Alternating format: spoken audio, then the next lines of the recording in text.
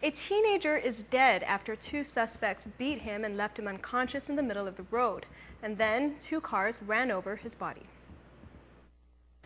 Chief Prosecutor Peter Presley has identified the victim as 19-year-old Jefferson Keju. No photos have been released, however.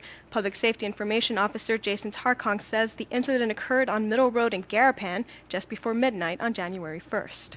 The victim, who is a 19-year-old Chukis male, was with two other Chukis males. They were on the south side of Mobile gas station when a fight occurred. The two suspects, with the other two Chukis males, chased the victim, the 19-year-old victim, onto the highway, where they caught up with him and they beat him, leaving him lying on the ground. This happened on the outer northbound lane, right in front of LJ's Market, across the street from the Mobile gas station. After leaving him lying on the ground, the two suspects fled. Witnesses saw this. Then Tarkong says the victim was hit by a car, described as a gray, late-model Toyota Sienna van. So drove over the victim, dragging him about 50 yards, about 50 feet, correction. After that, the car did not stop. It continued and fled the area. Witnesses called 911, and then a second car came and hit the victim again. This time, Tarkong says the driver stopped, turned around, and rendered assistance. Police officers are now canvassing the Garapan area, following up on leads. As for a description of the suspects, Tarkong says this.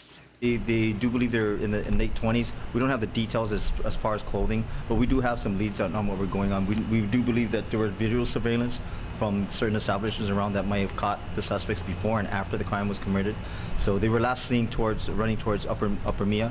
We do know that they were friends or acquaintances of the victim, because they were seen walking around together before the fight.